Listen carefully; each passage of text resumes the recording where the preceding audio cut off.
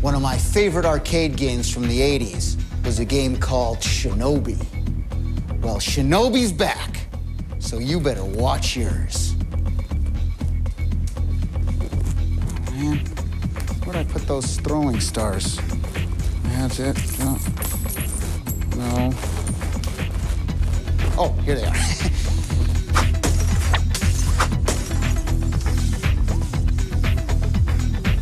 Hey, I'm with Bryce Bear from Sega of America, and we're talking about Shinobi. Now, Shinobi is back.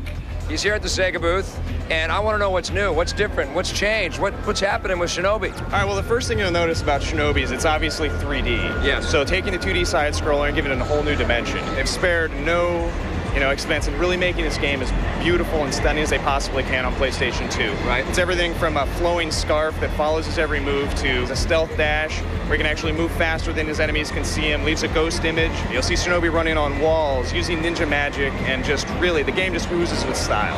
Now, is it just the bladed weapon that you're going to get through the game, or does he have shurikens and some other kinds of little secret ninja attack things? Yeah, well, right now, the primary weapon is the sword. Right. But he also does have shurikens that can be used to stun the enemy, like in the original game. Right. Also, ninja magic. Where is the game set? What time period? What kinds of locations are we going to see? What's the background like? It's a post-apocalyptic Tokyo, following an earthquake. Present day, but a little bit in the future. That rattles off your tongue so easily. It's a post-apocalyptic Tokyo. I can't even say that, man. Yeah, but it's like the original Shinobi games. We're going to go across a lot of environments. You're going to see a lot of really neat stuff. Everything from completely vertical skyscraper levels to dense city levels on fire to, more mystic, creepy temple, covered in smoke, stuff like that. What about the attack style in the game? As leader of the Oboro clan, you're given Akujiki, which is a cursed blade that just hungers for death. And if you do not feed the sword, it feeds on you. So you start to lose life. So you're constantly driven to action. But the way the combat works is, as you chain together kills against the enemies, your sword powers up in increments. So it's one kill, it's twice as powerful, 2, 3 times, on and on down the line. Also, as a special reward for chaining together more than 4 kills, it goes to a tate, which is a small cinematic that shows. If you've ever seen an old samurai movie where he just moves so fast you can't see where he goes, and then all of a sudden all the guys just fall to pieces, and it happened like in the blink of an eye. And this is really what goes on here. It's a nice cut scene where the people just literally fall to pieces as he stands there and coolly sheaths his sword. Cannot wait to play this game. Shinobi on the PlayStation 2. Sega pulls out another surprise at E3. Thanks, Bryce. When do I get my copy? We'll see. When do I get it? Fall. When are you going to send it to me? This fall. I want it right away, please. But up next. Rated M for mature. Where is he?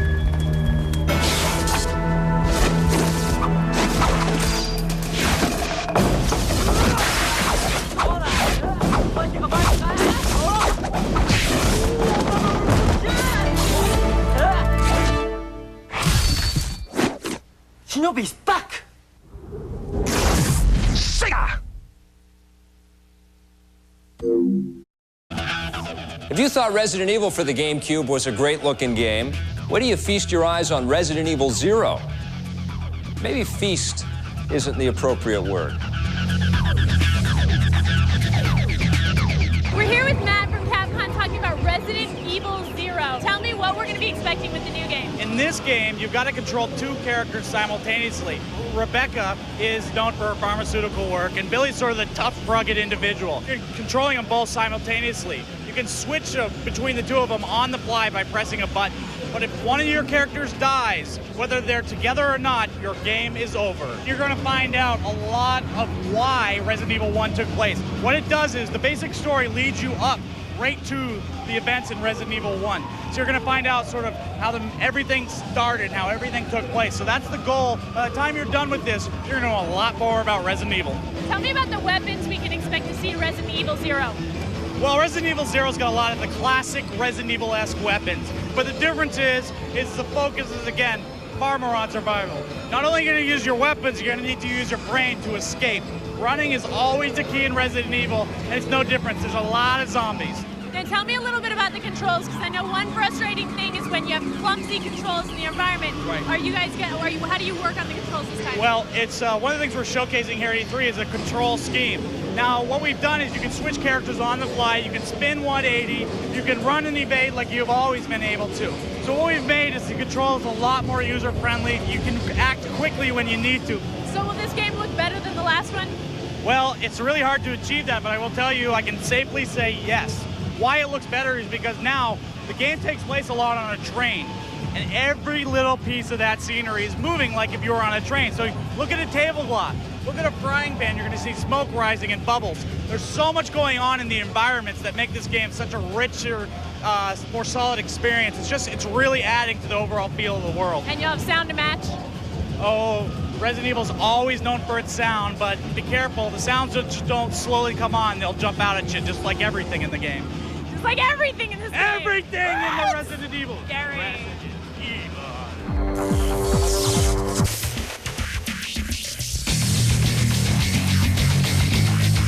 First game we're going to talk about is Starfox Adventures for the GameCube from Rare and Nintendo. What'd you think? I'll be the first to say that, I didn't really like any of the other Star Fox games on the Super Nintendo and N64. Oh, man. I didn't like them. Those are awesome games. Flying games. Who cares, right? Even if you didn't like the other games, yeah, you're going to love this game. Well, it's probably because this game really doesn't share a lot of same design elements as the previous two. You're looking for the Queen Earthwalker. Try talking to those Thorntail guys. There's so many unique elements of the gameplay, from fighting to searching and to flying to different little puzzles. You've got all kinds of worlds to explore. Lots of cool characters.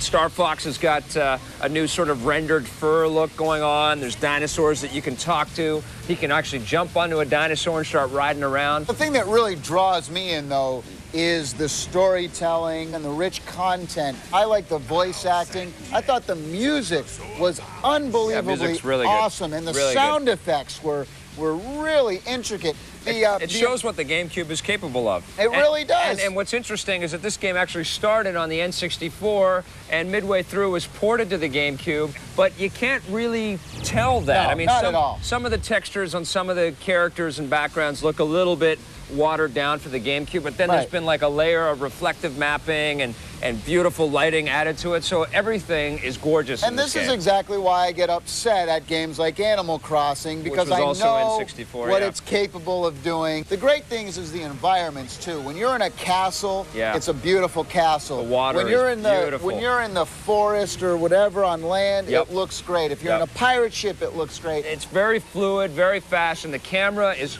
automatically precise. You wish that you had a little bit more sort of manual control over the camera, but for the most part, I'd say this is like 90% there. I like how it assumes some of the control, similar to a game like Eco. Right. You go up to something, it kind of lifts you up. You don't have to climb and do all this stuff. It actually does it for you. I had a lot of fun playing this game. It was very, very good. I missed the multiplayer, though. Rare's great at giving you multiplayer games, and there's no multiplayer in this one. But I'm going to give this game an 8.5 out of 10. I'm giving it a 9.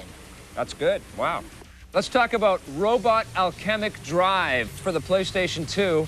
This is a very strange and unique take on the mech fighting genre. To me, this is one of my favorite mech games because you really get a sense of the mass destruction and the way the ground shakes. The robot is controlled as if you had like a remote control device in your hand. Right. So both of the thumbsticks are actually the robot's arms. That was one of my favorite parts of this game. And you press down on the thumbsticks and the hands will change, and all of a sudden you'll have like a flamethrower and a drill. You move with the D-pad and you can fire rockets and missiles. They actually have you play as the human character in the game, and the game is played through his perspective, which means in order to beat the game, you have to strategically place the human in a vantage point where he can see what the mech is doing. Which I personally hated, by the way. No, it's cool. It's a totally unique idea. And I applaud that. This is a unique I'm saying, experience. okay, fine. They could do that, but they should have at least one camera angle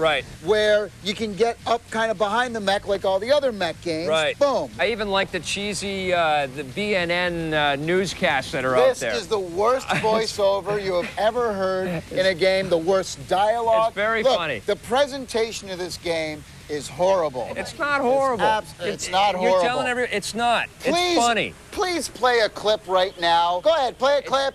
Go. It is in this battle that the true effectiveness of the JSDF will be determined. Oh, a new vessel has arrived. It appears to be Koga, the Fudo-class cruiser. Was that horrible or That not? was funny. That was not funny. Okay, listen, that was bad. If you're going to play a clip from a Godzilla movie, that's going to look bad out of context. Yeah, because Godzilla movies are horrible No, too. they're not. They're fun. That's their own style. They're fun. It's goofy, silly fun. That's what this game is. No, It's the cinematics were not intended to be goofy Yeah, or funny. they They were, were and serious and they're pathetic. They weren't serious with those. Pathetic. There's no way they What were do you give serious. this pile of crap? I'm going to give it a 7.5 out of 10. I'm giving it a 7 as well. You called it a pile of crap. No, I didn't. You just did. No. What do you? How can you say the game's horrible? You're going to give it No, a 7. I didn't say the game's horrible. I said the presentation and voiceovers are horrible. Right. And the fact that you always have to control the mech from the boy. I'm surprised is you didn't bad. give it a 9. No, it's a 7. There's a lot more reviews in the run coming up right after. 7.5. Here's a recap on our reviews, including scores from Electronic Gaming Monthly and Computer Gaming World. Visit our website at www.electplay.com, or if you're mobile, wap.electplay.com. Production assistance for Electric Playground is provided by Sony, publishers of SOCOM U.S. Navy SEALs for PlayStation 2, and Xbox, publishers of Quantum Redshift for the Xbox.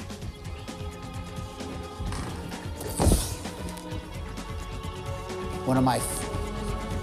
What's that doing? One of my favorite games of the 80s. It's called